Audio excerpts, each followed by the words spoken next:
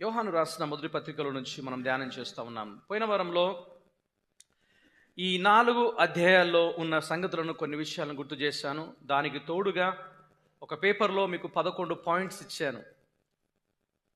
రక్షింపబడిన వ్యక్తికి ఉన్న 11 గుర్తులు ఈ పుస్తకంలో నుంచి. దాన్ని మనము ధ్యానం చేశాము. యోహాను రాసిన పత్రికను జ్ఞాపకం చేసుకున్న ప్రతిసారి కూడా, ధ్యానం చేస్తున్న ప్రతిసారి కూడా 3 విషయాలను మనం ముందు పెట్టుకొని ఎప్పుడు ఆలోచించాలి. అవి పోయిన అధ్యాయాల్లో చెప్పబడ్డాయి, ఇక్కడున్న అధ్యాయంలో కావచ్చు, తర్వాత వచనాల్లో కూడా అవి చెప్పబడతాయి. ఇవన్నీ కూడా 3 పరీక్షలు యోహాను వారి ముందు పెడుతున్నాడు. ఒకటి సంబంధాలకు సంబంధించిన పరీక్ష, రెండవది నైతిక విలువలకు సంబంధించిన పరీక్ష, మూడవది సిద్ధాంతాలకు సంబంధించిన పరీక్ష.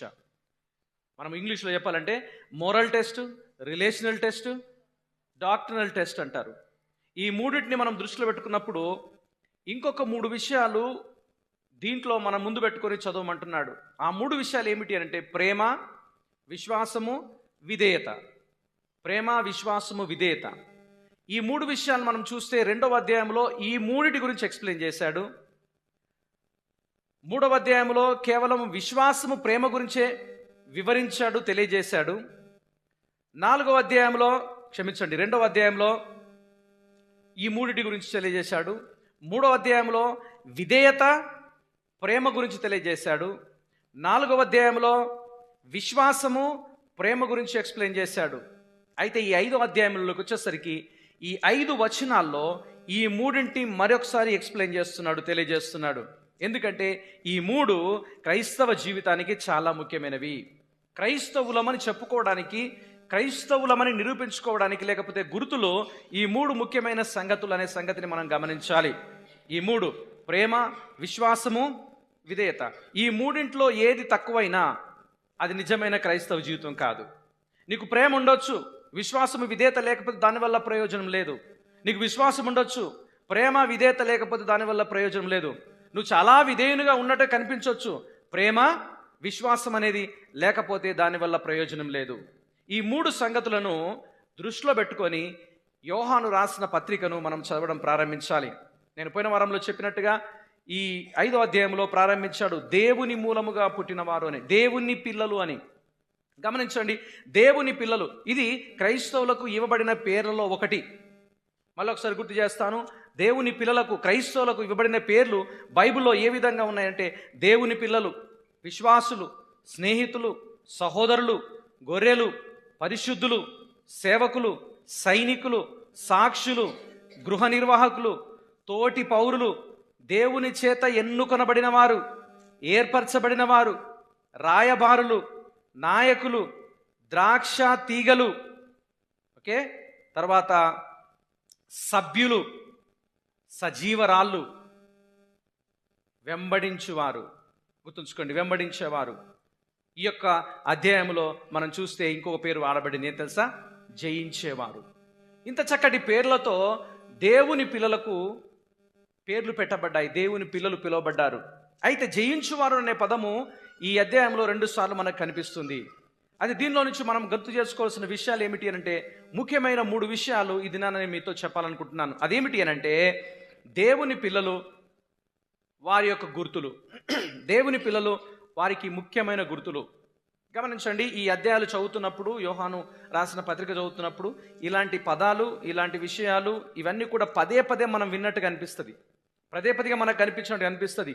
కానీ దీంట్లో ఈ పాఠ్యభాగంలో ఈ 5 వచనాల్లో చెప్పబడుతున్న కొన్ని సంగతులను మనము ధ్యానం చేద్దాము. ఇందులో 3 భాగాలుగా మనం ఆలోచిస్తే 3 విషయాలు చెప్తున్నాడు. ఏమిటంటే దేవుని పిల్లలు ముఖ్యంగా దేవుణ్ణి ప్రేమిస్తారు, మనుషుల్ని ప్రేమిస్తారు. ఓకే. నెంబర్ 2, దేవుని పిల్లలు దేవుని ఆజ్ఞలు పాటిస్తారు, అవి భారంగా అనుకోరు. నెంబర్ 3, దేవుని పిల్లలు యేసు క్రీస్తునందు విశ్వాసం ఉంచుతారు, లోకాన్ని జయిస్తారు. ఈ 3 విషయాలు దయచేసి గమనించండి. ఈ 3 విషయాలు ఈరోజు మనం ధ్యానం చేయబోతున్నాము. ఈ యొక్క మొదటి నుంచి 4-5 వచనాల్లో చూస్తే దేవుని మూలముగా పుట్టినవారు అనే సంగతిని మనం చూస్తాము. దేవుని మూలంగా పుట్టినవారు అంటే రక్షణ అనుభవం కలిగిన వారు, దేవుని పిల్లలు, దేవుని యొక్క జననము అనగా దేవుని చేత జన్మించబడిన వారు అని మనం చూస్తాము. దేవునితో సంబంధము, మనుషులతో సంబంధం అనేది కొనసాగాలంటే ఇదే మూలము, దీంతోనే ప్రారంభము. ఎందుకంటే కేవలము దేవునితో సంబంధము, సంఘంలో ఉన్న వారితో సంబంధం అనేది సంఘానికి రావడం ద్వారానో, బాప్తిసం తీసుకోవడం ద్వారానో, రొట్టె ద్రాక్షరసంలో పాలు పంపులు పొందడం ద్వారానో, ఇంకా ఇతర కార్యాలు డబ్బులు ఇవ్వడం ద్వారానో, ఏదో కొన్ని రకాల పనులు చేయడం ద్వారానో ఈ యొక్క సంబంధం అనేది నెలకొల్పబడదు. ఇది దేవునికి ఏ విధంగా నెలకొల్పబడుతుంది అనంటే, ఏ విధంగా ప్రారంభించబడుతుంది అనంటే, ఏ విధంగా కొనసాగించబడుతుంది అనంటే, దేవుని పిల్లలుగా మనకు గుర్తింపు ఉన్నప్పుడు, దేవుని పిల్లలుగా మార్చబడినప్పుడు, ఇంకో విధంగా చెప్పాలంటే రక్షణ మారు మనసుతో ఇది ప్రారంభమవుతుందని దేవుని వాక్యంలో చూస్తాము. గమనించండి, ఒక శవానికి మంచి బట్టలు వేసినంత మాత్రాన శవం అనేది జీవంలోనికి రాదు. ఓకే, కానీ ఒక పాపిగా ఉన్న మనుషుడు క్రీస్తులో జీవముగా మారేది ఎప్పుడు అనంటే ఆయన యందు విశ్వాసం ఉంచినప్పుడు, ఆయన వారి మీద జీవం ఇచ్చినప్పుడు. అది దేవుని యొక్క వాక్యంలో మనం చూస్తాము. అది మనకందరికి తెలిసిన మాట. ఎఫెసీయులకు రాసిన పత్రిక 2వ అధ్యాయం 1వ వచనం ప్రకారం మొదటి కొన్ని వచనాల్లో చూస్తే, మీ అపరాధముల చేత మీ పాపముల చేత మీరు చచ్చిన వారమై ఉండగా క్రీస్తు మిమ్మల్ని బ్రతికించాడని దేవుని యొక్క వాక్యంలో చూస్తాము. నిన్నటి దినంలో కూడా నేను దేవుని యొక్క వాక్యం తెలియజేస్తూ నికోదేము గురించి మాట్లాడుతూ ఒక ప్రాముఖ్యమైన సంగతిని నికోదేముకు యేసు ప్రభు చెప్పాడు. ఒకడు కొత్తగా జన్మిస్తేనే కానీ దేవుని రాజ్యంలో చేరలేడు. అదే 7వ వచనంలో, యోహాను సువార్త 3వ అధ్యాయం 7వ వచనంలో కూడా క్రొత్త జన్మ గురించి పదే పదే ప్రభు చెప్పినట్టుగా వాక్యంలో చూస్తాము. అదే సంగతిని యోహాను ఇక్కడ గుర్తు చేస్తున్నాడు. ఎందుకంటే ఆయన మాత్రమే ఈ నూతన జన్మ ఇవ్వగలిగిన వాడు అని. దయచేసి ఆలోచించండి. దేవుని పిల్లలు దేవుని ప్రేమిస్తారు, దేవుని యొక్క జనాంగాన్ని, దేవుని సంబంధులను కూడా ప్రేమిస్తారు. గమనించండి, ప్రేమించాలని ఒక ఆశ, గౌరవించాలని ఒక ఆశ ఎక్కడి నుంచి వస్తుందనంటే, ఇంతకుముందు మనం చూసినట్టుగా అది నూతన జన్మతోనే ప్రారంభమవుతుంది. మొదటి పేతురు రాసిన పత్రిక 1వ అధ్యాయము 3-4 వచనంలో చూసినట్లయితే, ఆయన తన కనికరము చొప్పున మనల్ని జన్మింపజేశాడు, మనకు జీవం ఇచ్చాడు. ఒక మాట చూడండి, మొదటి పేతురు రాసిన పత్రిక 1వ అధ్యాయం 3వ వచనంలో ఈ మాట మనం చూస్తాము.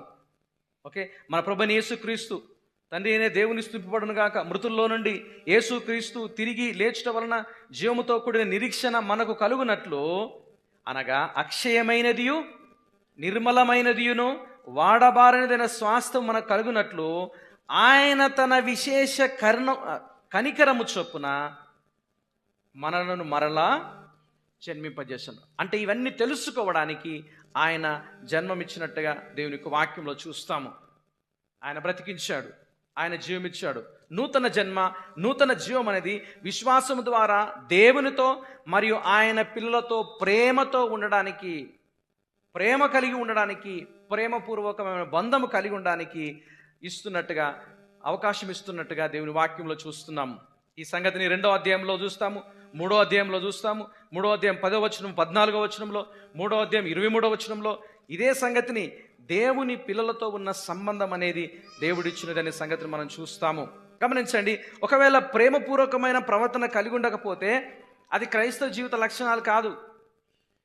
ఓకే, మనం దేవుని ప్రేమిస్తున్నాము, దేవుణ్ణి ఎంతగానో స్తుతిస్తున్నాము, లేకపోతే ఆయనను గౌరవిస్తున్నామని చెప్పి లోకంలో మన చుట్టూన్న వారితో మనం సమాధానంగా ఉండకపోతే, మన చుట్టూన్న వారితో మన సహోదరులను ద్వేషిస్తూ బ్రతికినట్లయితే అది క్రైస్తవ జీవితం యొక్క లక్షణాలు కాదు.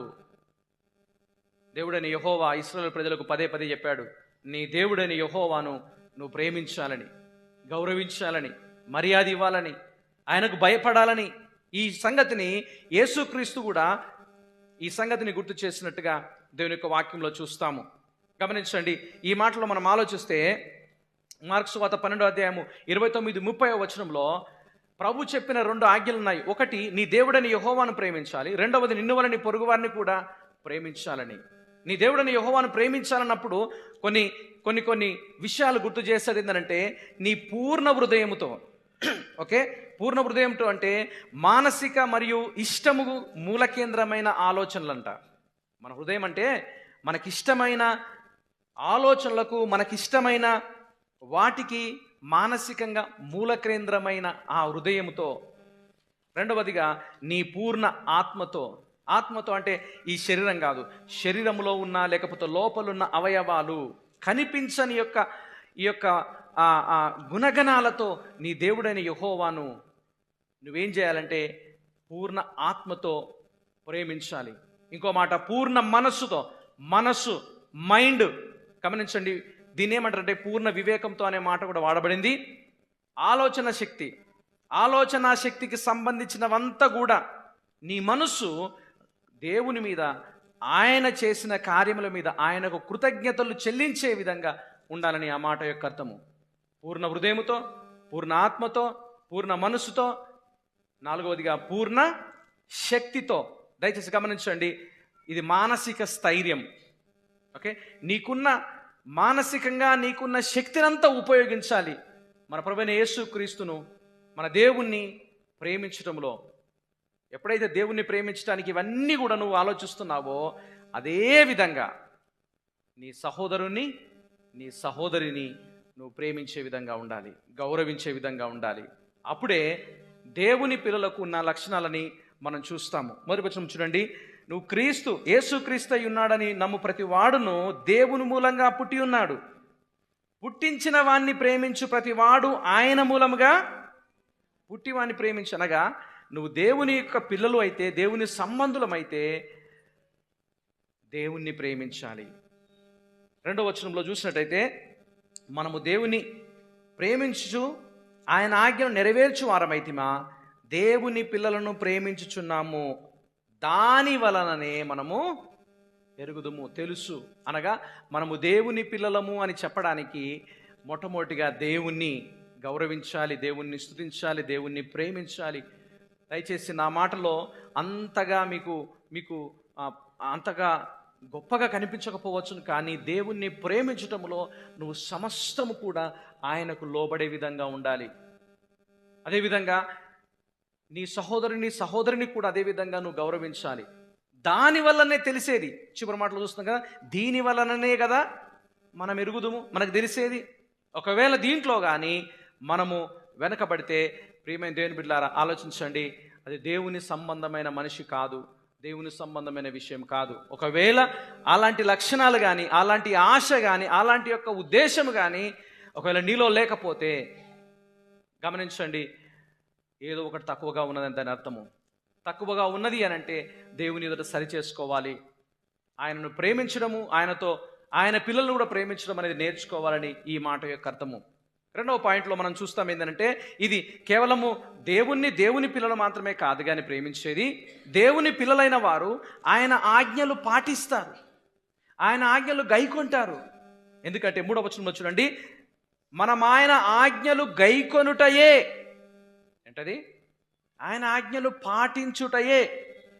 ఆయన ఆజ్ఞలు పాటించడానికి మనం మనస్సు నిలుపుకున్నప్పుడే దేవుణ్ణి ప్రేమిస్తున్నామని గుర్తు. ఇంకో చక్కటి ఆదరణతో కూడిన మాట ఏం తెలుసా? ఆయన ఆజ్ఞలు, గట్టి చెప్పండి, ఆయన ఆజ్ఞలు భారమైనవి కావు. గమనించండి, దేవుని పిల్లలు దేవుని ఆజ్ఞలు పాటించుటలో వాళ్ళు రెడీగా ఉంటారు. అవి భారంగా భావించరు. భారంగా ఎవరు భావిస్తారు అని అంటే, తర్వాత విషయంలో మనం చూస్తాం ఏంటంటే, నిజంగా దేవుని ప్రేమించిన వాళ్ళు భారంగా భావిస్తారు.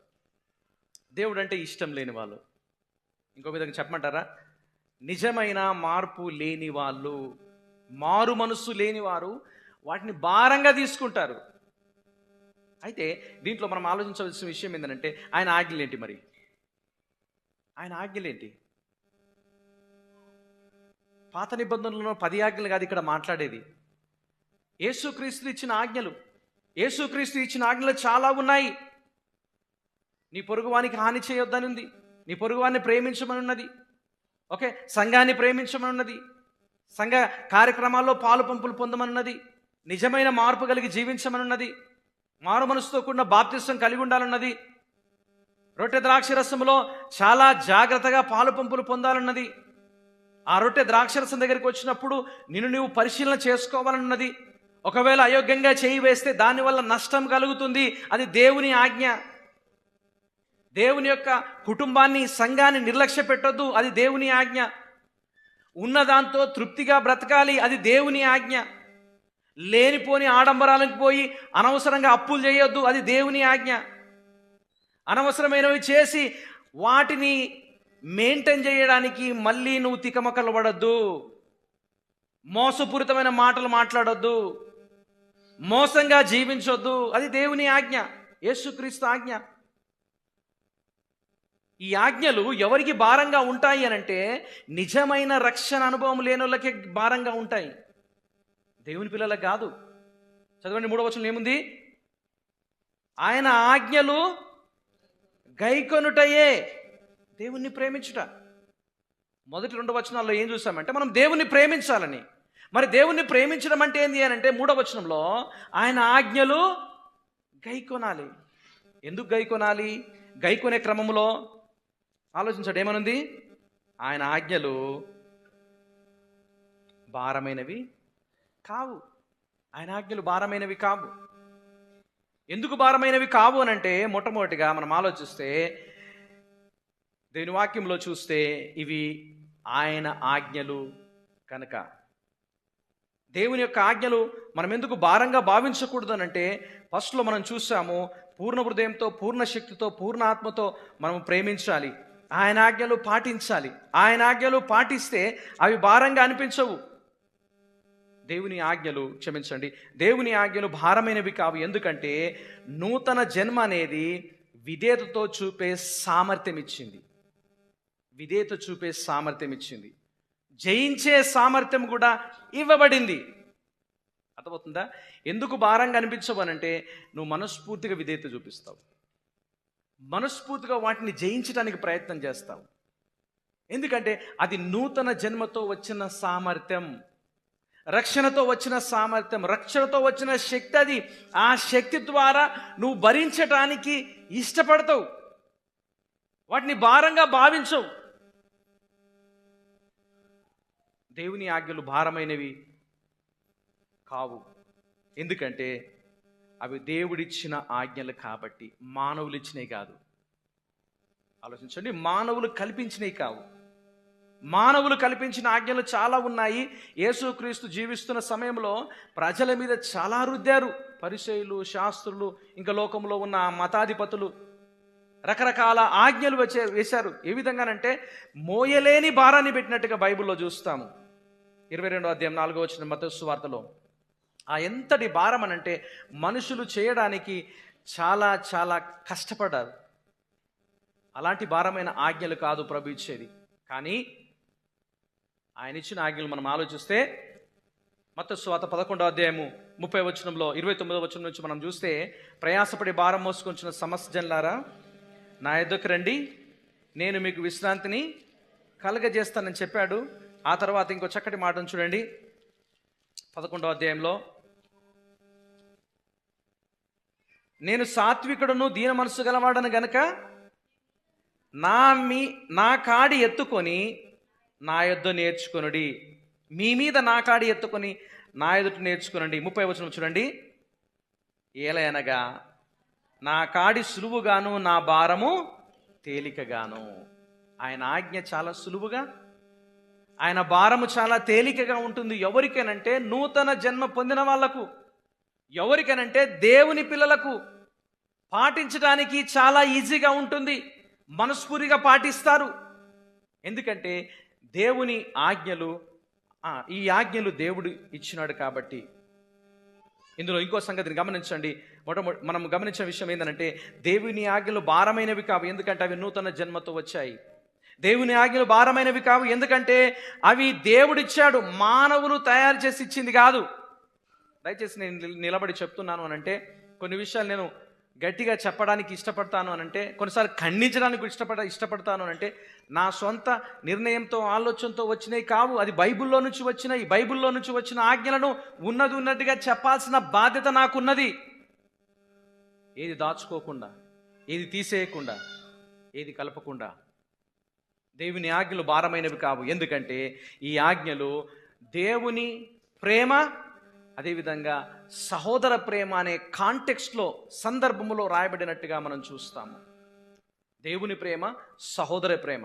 దయచేసి ఆలోచించండి, ఈ సందర్భంలో రాయబడ్డాయి. ఎందుకనంటే ఇవి మానవులకు లాభకరమైనవి, మానవులకు ఉపయోగకరమైనవి. కాబట్టి మానవులు చేయదగినవి, దేవుని బిడ్డలైన వారు, క్రైస్తవులు, విశ్వాసులైన వారు చేయదగినవి. కాబట్టి ఆయన ఈ ఆజ్ఞలు ఇచ్చినట్టుగా మనం చూస్తాము. కొన్నిసార్లు ఆయన ఆజ్ఞలు మనకు ఆటంకంగా ఉంటాయి, ఆటంకంగా అనిపిస్తాయి, భారంగా అనిపిస్తాయి. ఆలోచించండి, ఒక చిన్నపిల్లవాడు ఎక్కడికి వెళ్ళాలి, ఏం చేయాలని తల్లిదండ్రులు నిర్ణయిస్తారు. ఏ టైంలో ఇంట్లో ఉండాలి, ఏ టైంలో ఆడుకోవాలని తల్లిదండ్రులు నిర్ణయిస్తారు. కొన్నిసార్లు ఆ తల్లిదండ్రుల నిర్ణయాలు పిల్లలకు చాలా విసుగు పుట్టిస్తాయి. అంతేనా కదా? చాలా సింపుల్గా స్కూల్ పంపించేటప్పుడు ఎంతమంది నవ్వుకుంటూ పోతారు? 3 రోజులు సెలవు వచ్చిన తర్వాత 4వ రోజు ఎంతమంది నవ్వుకుంటూ పోతారు? భారంగా పోతారు. అయ్యో నా కొడుకు కళ్ళెమ్మడి నీళ్ళు రాబట్టి అని ఆయన బ్యాగ్ తీసుకొని ఇంటికి వస్తారా? ఎందుకు రారు? ఆడు ఎంత ఏడ్చినా, ఎంత మొత్తుకున్నా వెళ్ళాల్సిన స్థలానికి వెళ్ళాలి. ఆడికి పోయిన తర్వాత అన్ని సెటరేట్ అవుతాయి.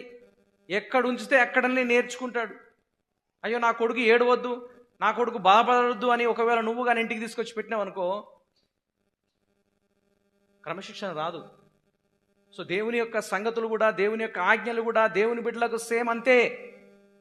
ఆయన నిన్ను నన్ను ఒక డిసిప్లిన్ చేయడానికి, క్రమశిక్షణలో పెట్టడానికి, ఆయన కుమారుడైన యేసుక్రీస్తు వారి స్వరూపంలోనికి మార్చడానికి, మనలో ఉన్న అపవిత్రతనంతా తొలగించడానికి, దేవుని దృష్టిలో యోగ్యులుగా మార్చడానికి ఆయన ఆజ్ఞలను ఇచ్చాడు. యేసుక్రీస్తు ఆజ్ఞలు ఇచ్చాడు. ఆ ఆజ్ఞలను మనము శిరస వహించాలి, పాటించాలి, నేర్చుకోవాలి. అవి భారంగా మనము భావించకూడదు, భారమైనవిగా మనం ఆలోచించకూడదని దేవుని యొక్క వాక్యంలో చూస్తాము. ప్రియ దేవుని బిడ్డలారా, మీరు ఆలోచించండి. దేవుని ఆజ్ఞలు ఎప్పుడైతే భారంగా ఉన్నాయి, భారము అని నువ్వు ఆలోచిస్తావో, నీ ఆత్మీయ జీవితాన్ని నిన్ను క్వశ్చన్ చేసుకోవాలి. ఇక్కడ ఒక ప్రాక్టికల్గా నేను మీతో మాట్లాడాలనుకుంటున్నాను. బైబిల్ స్టడీ దేవుని ఆజ్ఞనా, నా ఆజ్ఞనా? ఉపవాస ప్రార్థన దేవుడిచ్చిన, యేసుక్రీస్తు ఇచ్చిన, లేకపోతే బైబిల్లో నుంచి వచ్చిందా, లేకపోతే నేను చేసిందా? ప్రత్యేకమైన ప్రార్థన, బైబిల్ స్టడీ, ఆన్లైన్ ప్రేయర్ కావచ్చు, సంఘానికి సమయానికి రావడం కావచ్చు, అందరం కలిసి వాక్యాన్ని నేర్చుకోవడం కావచ్చు, ఒకరినొకరు సరి చేసుకోవడం కావచ్చు. ఇవి దేవుని ఆజ్ఞలు, యేసుక్రీస్తు ఇచ్చిన ఆజ్ఞలు. ఈ ఆజ్ఞలను మనము పాటించడానికి ఇష్టపడతలేము అంటే నా మాట వినండి. ఈ ఆజ్ఞలు పాటించడానికి మనం నిజంగా ఇష్టపడతలేము అనంటే, దేవుని వాక్యంలో నుంచి నేను మిమ్మల్ని ప్రశ్నించే విధానం ఉంది. ప్రశ్నించవచ్చు. నిజంగా మీరు దేవుని పిల్లలా, లేకపోతే ఇంకోరా? దేవునికి సంబంధించిన వాళ్ళ, లేకపోతే వేరే వాళ్ళకి సంబంధించిన వాళ్ళ? దేవుని కార్యముల మీద ఆసక్తి లేనప్పుడు, వాక్యం మీద ఆసక్తి లేనప్పుడు, ఆత్మీయ జీవితాల మీద ఆసక్తి లేనప్పుడు, జీవితాల్లో మార్పు కలగాలని ఒకవేళ ఆశించకపోతే అది దేవుని పిల్లల యొక్క గుణ లక్షణాలు కాదు. దయచేసి ఈ విషయాన్ని మీరు నోట్ చేసుకోండి. భారంగా భావించరు, ఓకే? కష్టంగా భావించరు, సంతోషంగా, చాలా సంతోషంగా మనం వాడతాం కదా, సింహాలనోలైనను. పడండి గట్టిగా. సింహాల నోళ్ళైనా వాళ్ళు సంతోషంగా వెళ్ళిరని మనం గట్టిగానే వాడతాం, కానీ మనం గుడికి వెళ్ళడానికి అంత సంతోషం ఉండదు, భారంగా భావిస్తాం, ఎవరో తోస్తే తప్ప. వాక్యం నేర్చుకోవడానికి, ఓకే, దేవుని బిడ్డలతో గడపడానికి మనం ఏ విధంగా భావిస్తాం తెలుసా? చాలా వస్తాయి, ప్రెస్టీజులు వస్తాయి, ఇంకా రకరకాల కారణాలు వస్తాయి. ఒక సేవకుని చెప్తున్నాను, అది దేవుని లక్షణాలు కాదు, దేవుని బిడ్డల లక్షణాలు కాదు. ఒకవేళ నిజంగా అలాంటి లక్షణాలతో, అలాంటి మొండితనముతో, అలాంటి యొక్క అశ్రద్ధతో కానీ ఉంటే, ప్రభు ఈ దినమున నీతో మాట్లాడుతున్నాడు. ఏం తెలుసా? సరి చేసుకోమని, పశ్చాత్తాపడమని, దేవుని ఎదుకు రమ్మని, ఆయన ఆజ్ఞలకు తల వంచడం నేర్చుకునమని, ఆయన ఆజ్ఞలు పాటించడానికి ఇష్టపడమని. చూడండి 3వ వచనంలో ఏముంది? చాలా చక్కగా మళ్ళీ చదువుతున్నాం. మనం ఆయన ఆజ్ఞలు గైకొంటేనే దేవుణ్ణి ప్రేమించిన వారమైతాము. ఎందుకంటే ఆయన ఆజ్ఞలు భారమైనవి కావు. ఏ దినాన, ఏ సమయంలో, ఏ సందర్భంలో ఇవి భారము అని భావిస్తున్నారో మిమ్మల్ని మీరు పరిశీలన చేసుకోవాలి. దీంతో మిమ్మల్ని మీరు పరిశీలన చేసుకోవాల్సిందిగా నేను మనవి చేస్తున్నాను. నంబర్ 1, దేవుని పిల్లలు దేవుని ప్రేమిస్తారు, ఆయన పిల్లలను ప్రేమిస్తారు. నంబర్ 2, దేవుని పిల్లలు దేవుని ఆజ్ఞలు పాటిస్తారు, భారంగా భావించరు. నంబర్ 3, 4వ వచనం 5వ వచనంలో మనం చూసినట్లయితే దేవుని పిల్లలు క్రీస్తు నమ్ముతారు, లోకాన్ని జయిస్తారు. ఏంటది?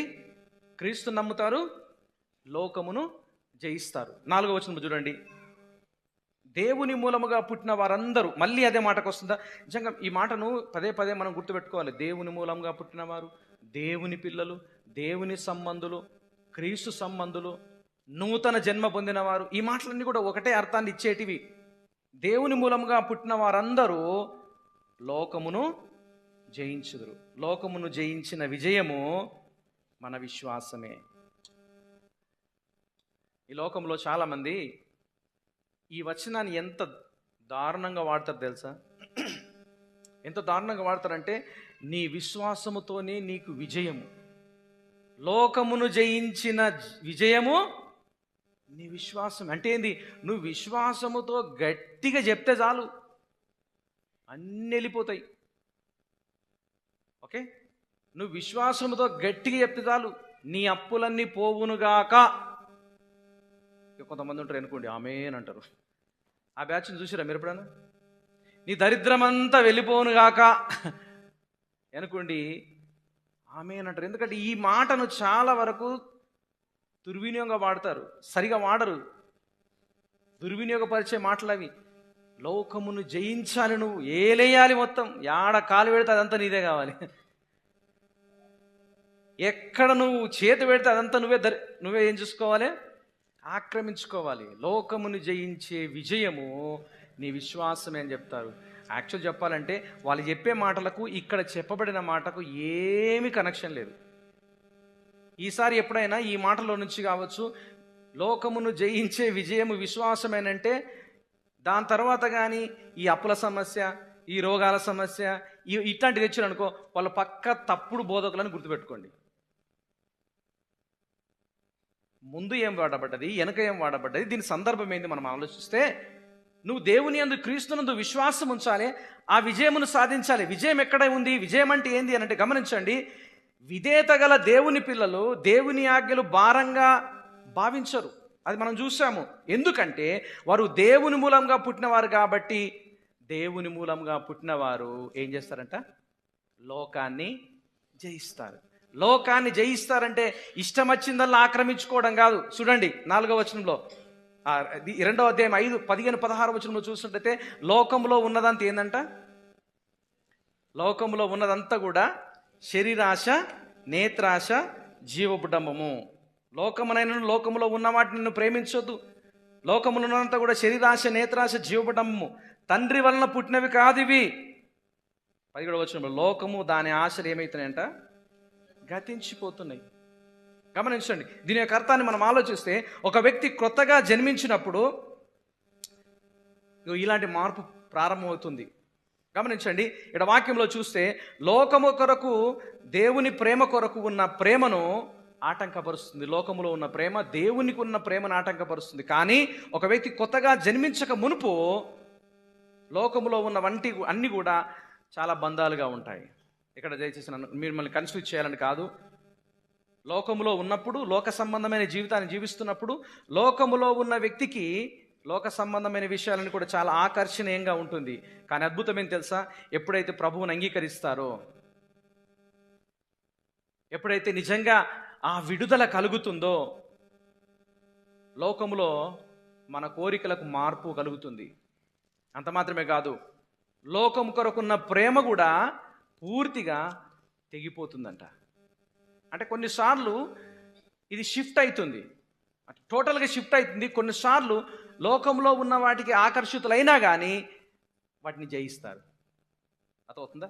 వాటిని ఏమాత్రం కూడా లెక్క చేయకుండా ఉంటారు. ఎందుకంటే గమనించండి, నూతన జన్మ అనేది అన్నిటికీ, అన్ని మార్పులకు మూలమిదే. జయించడానికి కావలసిన శక్తిని ఇస్తున్నది.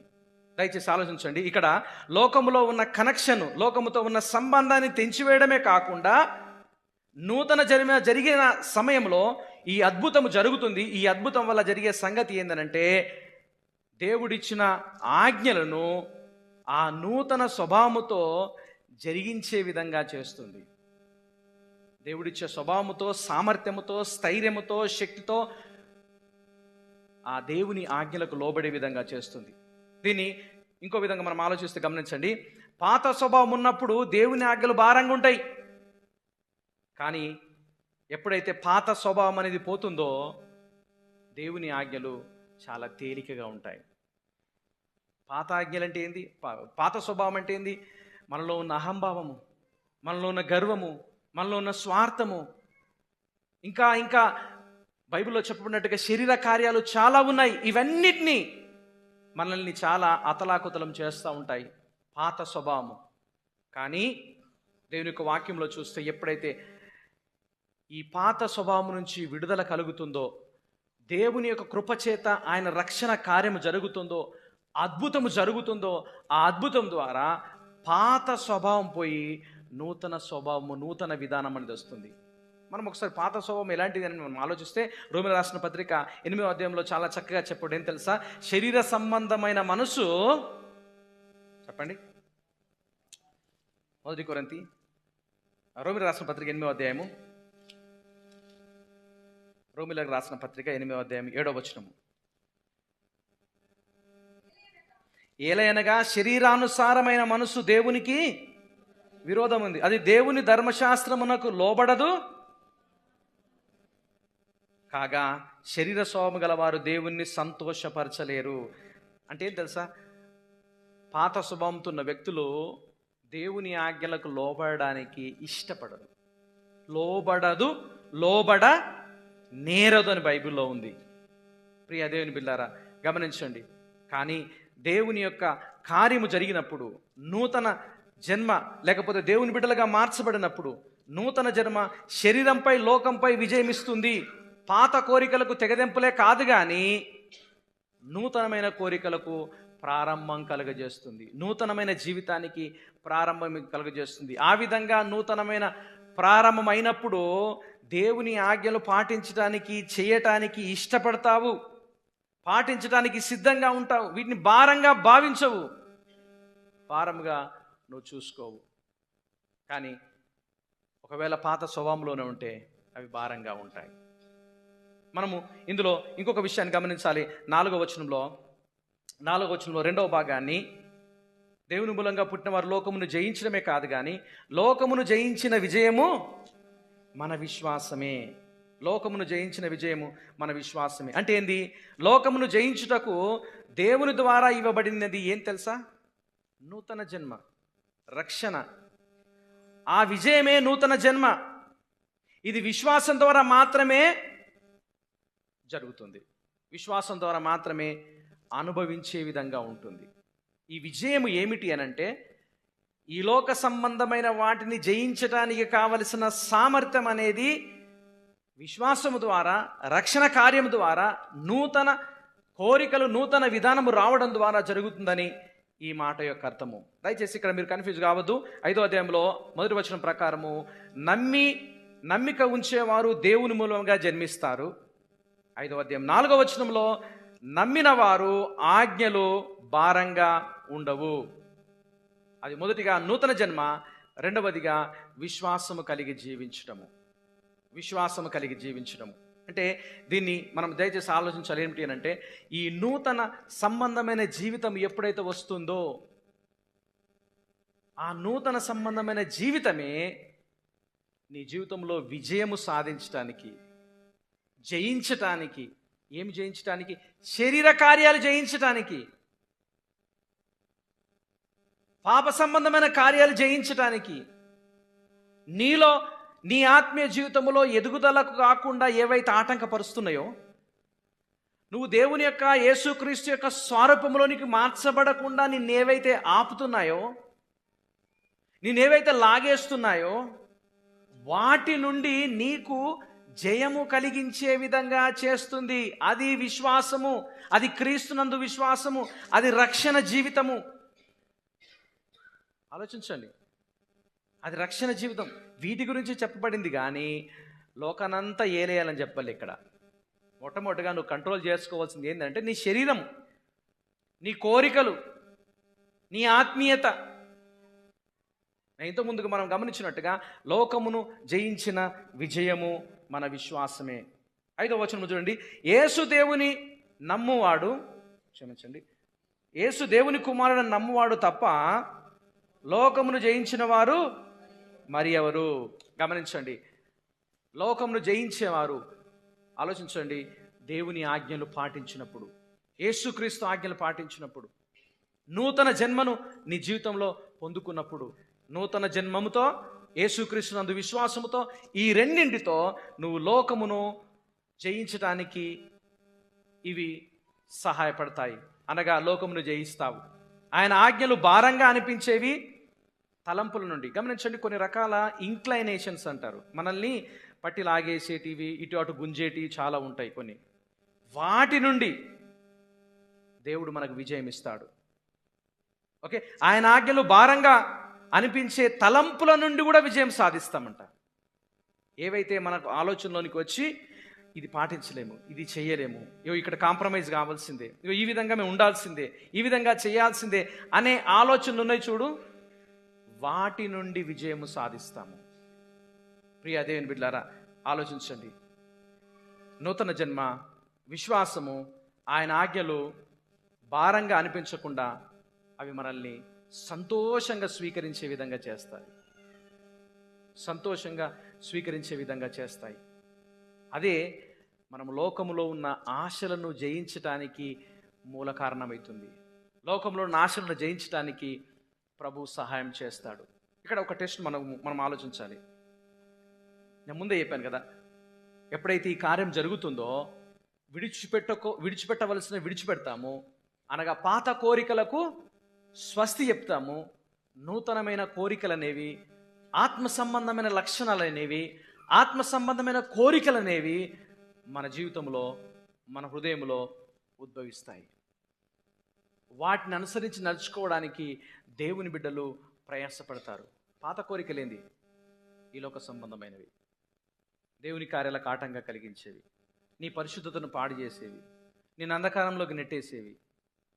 ఆలోచించండి, మోసపూరితమైన మాటలు, మోసం చేయడము, అబద్ధాలు ఆడడము, దొంగతనం చేయడము, ఇంకా రకరకాల కార్యాలు చేస్తూ, రకరకాల తప్పులు చేస్తూ జీవితాన్ని ఏదో నెట్టుకొస్తున్నాను అని అనుకుంటావు చూడు, అది పాప సంబంధమైన కార్యము.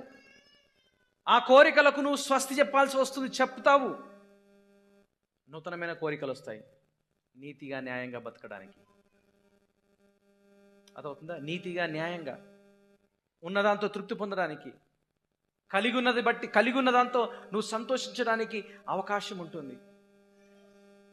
ఈ మధ్యలో ఒక సహోదరుడు మాట్లాడుతూ, చాలా అప్పులైనవి, ఇవన్నీ ఎట్లా పోవాలని అర్థమవుతలేదు, మామూలుగా అప్పులు కాదు, చాలా అప్పు. కానీ గుర్తుంచుకోండి, అప్పులు లేని వాళ్ళు ఎవరు లేరు. ఇక్కడ నేను కూడా ఉన్నా, బ్యాంకులో నేను కూడా ఈఎంఐ కడుతున్నా. ఇక్కడ అప్పులు లేని వాళ్ళు ఎవరు లేరని కాదు, కానీ అబద్ధాలు చెప్పి నెట్టుకొస్తారు చూడండి, మాట ఇచ్చి మాటకు నిలబడరు చూడండి, ఆ తప్పు. అది క్రైస్తవులకు తగదు. మరి ఏం చేయాలంటే, ఏమన్నా ఉంటే అమ్మి కట్టేయి. నా సలహా, ఏమైనా ఉంటే ఇల్లు కావచ్చు, భూమి కావచ్చు, ఇంకేమైనా కావచ్చు, అది అమ్మి కట్టేసి అప్పుడు తృప్తిగా బతకడం అలవాటు చేసుకో. అరే అది పోతే ఎట్లా అంటే, మరి నీకేం కావాలి? దేవుడు కావాలన్నా, పరిశుద్ధత కావాలన్నా, నీవు ఉన్న లైఫ్లోనే రింగ తిరగడం కావన్నా? ఆలోచించండి. ప్రభు చెప్పాడు, జెక్క కూడా చెప్పాడు ఏంటంటే, ఒకవేళ ఎవరి దగ్గర అన్యాయంగా తీసుకుని ఉన్నది ఇచ్చేస్తా. అది మార్పు. అర్థమవుతుందా? ఒక వ్యక్తి వచ్చిండు యేసు దగ్గరికి, అడిగిండు, ప్రభా నేను ఏం చేయాలంటే, నీకున్నదంతా అమ్మేసి బీదలకు ఇచ్చి నన్ను వెంబడించన్నాడు. అతడు మిగులు ఆస్తి గలవాడు కాబట్టి దుఃఖపడుచు వెళ్ళిపోయాను. ఇక్కడ ఒక సంగతి గమనించాలి, నూతనమైన కోరికలు నీకు వస్తున్నాయా? నూతనమైన స్వభావాన్ని నువ్వు అవలంబించుకుంటున్నావా? అది దేవుని పిల్లలకు ఉన్న లక్షణాలు. లేదు, దాంట్లోనే ఉండి దాంట్లోనే నువ్వు కొట్టుమిట్టాడుతున్నావా? చాలామందికి ఉన్న ప్రాబ్లం ఏంటంటే ఏదో అద్భుతం జరగాలి. ఏంటది? ఈ మధ్యలో ఫేస్బుక్లో కావచ్చు, కొంతమంది పెద్ద పెద్ద సెమినార్లు పెడతారు. వాళ్ళకి పెట్టి యేసు నామములో నీకున్న అప్పులని పోవును గాక అంటే వెనక వద్ద ఆమెన్ అంటారు. ఎట్లా పోతే చెప్పండి? ఇచ్చినట్టు చచ్చిపోవాలి, రాసిన పుస్తకము చింపేయాలి, గట్లే అదే పరిష్కారం, ఇంకా వేరేది ఏం లేదు. మరి అద్భుతం ఎడిగా జరుగుతుంది చెప్పండి? అనుకోకుండా నీ బ్యాంకులో వచ్చి పడతాయా? చేసింది నువ్వు అనాలోచితంగా చేసినావో ఆలోచనతో చేసినావో తెలియదు. ఇప్పుడు ఆలోచన వచ్చింది కదా, సరి చేసుకోవాల్సిన అవసరం ఉంది కదా, ఇది తప్పని తెలుసుకున్నావు కదా. దయచేసి ఆలోచించండి. నేను అప్పుల విషయంలో నేను మాట్లాడుతున్నాను అనుకోకండి. ఇట్లాంటి ఎన్నో రకాలుగా మనల్ని లాగేసేవి చాలా ఉన్నాయి, మనల్ని ఆకర్షించేవి చాలా ఉన్నాయి.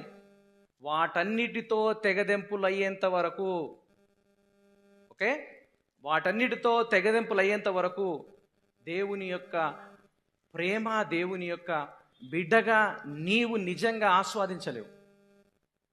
దేవుని సంబంధిగా నువ్వు ఆస్వాదించలేవు. అందుకని చెప్తున్నాను తెలుసా, ఆయన ఆజ్ఞలు భారమైనవి కావు. లోకాన్ని జయించాలంటే దాని అర్థం ఏంటంటే, ఏదైతే ఆటంకపరుస్తుందో ఆ ఆశల నుంచి నువ్వు దూరం కావాలి. అదవుతుందా? ఆ యొక్క ఆకర్షితమైన విషయాల నుంచి నువ్వు దూరం కావాలి. అది నిజమైన జయము, అది క్రీస్తులో విజయము. అదే విజయం ఇక్కడ మాట్లాడుతుంది. లోకమును జయించిన విజయము విశ్వాసమే, అనగా దేవుడే, యేసుక్రీస్తే, నూతన జన్మనే, ఆత్మ సంబంధమైన విషయాలు మాత్రమే. ప్రియ దేవుని బిడ్డలారా, ఇక్కడ నేను కొన్ని ప్రశ్నలు మీతో వేసి నేను ముగించడానికి ప్రయత్నం చేస్తాను. నిజంగా దేవుని ప్రేమిస్తున్నావా? మరి దేవుని ప్రేమిస్తున్నాను అనుకుంటే ఏ విధంగా వ్యక్తపరుస్తున్నావు? ఏ విధంగా కనపరుస్తున్నావు? ఆయన మాటలకు విధేయత చూపిస్తున్నావా? సహోదరులను, ఇతరులను కూడా నువ్వు ప్రేమిస్తున్నావు? ఒకవేళ ప్రేమిస్తే నువ్వే విధంగా వ్యక్తపరుస్తున్నావు? దేవుణ్ణి ప్రేమిస్తున్నామనంటే కొన్ని లక్షణాలు కనిపించాలి కదా. నువ్వు సహోదరులను ప్రేమిస్తున్నావు అని అంటే కొన్ని లక్షణాలు కనిపించాలి కదా. మాట సహాయము, ఎంకరేజ్మెంటో, ఏం చేయలేకున్నా సహాయం అనగానే పైసల కాడికి పోకండి ఊకే. చాలామంది గుర్తుకొచ్చి ఏంటంటే, మనకు నేను సహాయం చేస్తా మీకు అని అంటే పైసలు ఇస్తారేమో అనుకోకూరి, పైసలు ఇవ్వాలని ఎక్స్పెక్ట్ చేయకండి. మాట సహాయము, ఎంకరేజ్మెంటు, ప్రార్థన చేయడము, ఓకే, ఈ విధంగా ఇతరులను నువ్వు ప్రేమిస్తున్నావని చెప్పడంలో నువ్వు ఏ విధంగా వ్యక్తపరుస్తున్నావు? దేవుని ఆజ్ఞలు పాటిస్తున్నావా? పాటిస్తే భారంగా అనిపిస్తున్నాయా లేకపోతే తలకగా అనిపిస్తున్నాయా? యేసుక్రీస్తు ఆజ్ఞలు పాటిస్తున్నప్పుడు భారంగా అనిపిస్తుందా? ఎంత భారం తెలుసా? ఇప్పుడు వచ్చే శుక్రవారం ఆల్ నైట్ ప్రేయర్ ఉంది. ఏంటది? తెలుస్తుంది మీకు. అది ఎంత భారమో ఎంత ఈజీయో. ఎవరో చెప్పకూరి, మీ మనసుల్ని ఆలోచించుకోరు. అబ్బా, ఇది నేను పాటించగలనా, పాటించలేనా? కొన్నిసార్లు ఆనందిస్తూ పాటించాలి. పిల్లలు కొన్నిసార్లు పనులు చెప్తే ఇష్టం లేకుండా కానీ తప్ప కాళ్ళని కింద కొట్టుకుంటూ పోతారు. చూసారా మీరు? ఎందుకు చెయ్యాలి కానీ ఇష్టం లేదు. కొన్నిసార్లు మనం కూడా అంతే, మెడ మీద ఏదేదో కానిపెట్టి తోచినట్టుగా ఆలోచిస్తాం. దయచేసి ఆలోచించండి. ఆయన ఆజ్ఞలు పాటించడంలో నువ్వు ఆనందిస్తూ పాటిస్తున్నావా లేకపోతే భారంగా పాటిస్తున్నావా? లోకంపై విజయం సాధించడం అంటే యేసుక్రీస్తునందు విశ్వాసం ఉంచుతున్నావా? ఆ క్రీస్తునందు విశ్వాసం ఉంచడం ద్వారా, నూతన జన్మ అనుభవం ద్వారా లోకములో ఆకర్షణీయంగా ఉన్న వాటన్నిటి నుండి నువ్వు విజయం సాధించవచ్చు. దేవుని కృప చేత, ఆయన సహాయం చేత. దయచేసి గమనించండి. ఇందులో చెప్తున్న విషయాలు ఏం తెలుసా? క్రీస్తునందు విశ్వాసం ఉంచాలి, తోటి వారి ఎడల నువ్వు ప్రేమ కలిగి ఉండాలి, దేవుని ఆజ్ఞలను సంతోషంగా విధేయతతో పాటించాలి. ఈ 5 వచనాల్లో చెప్పబడుతున్న ముచ్చటదే, మాట అదే. మరొకసారి గుర్తు చేస్తున్నాను. దేవుని పిల్లలకు ఉన్న లక్షణాలు: మొట్టమొదటిగా దేవుని ప్రేమిస్తారు, ఆయన పిల్లలను కూడా ప్రేమిస్తారు. రెండవదిగా దేవుని పిల్లలు ఆయన ఆజ్ఞలు భారంగా భావించరు, సంతోషంగా పాటిస్తారు. మూడవదిగా దేవుని పిల్లలు యేసుక్రీస్తునందు విశ్వాసం ఉంచుతారు, లోకాన్ని జయిస్తారు. ఆలోచించండి, లోకాన్ని జయిస్తారు. దయచేసి ఆలోచించండి. మనకు దేవుడిస్తున్న ఈ యొక్క ఆజ్ఞలను, ఈ మాటలను మనమందరం పాటించవలసిన వారమే. మన జీవితంలో నెరవేర్చడానికి సిద్ధంగా ఉండవలసిందే. మరొకసారి గుర్తు చేస్తున్నాను, ఇదంతా మనం చేయలేము, మన సొంత శక్తితో చేయలేము. దేవుడిచ్చే ఆ ఆత్మీయ స్థైర్యముతో, ఆత్మీయ శక్తితో మాత్రమే చేయగలము.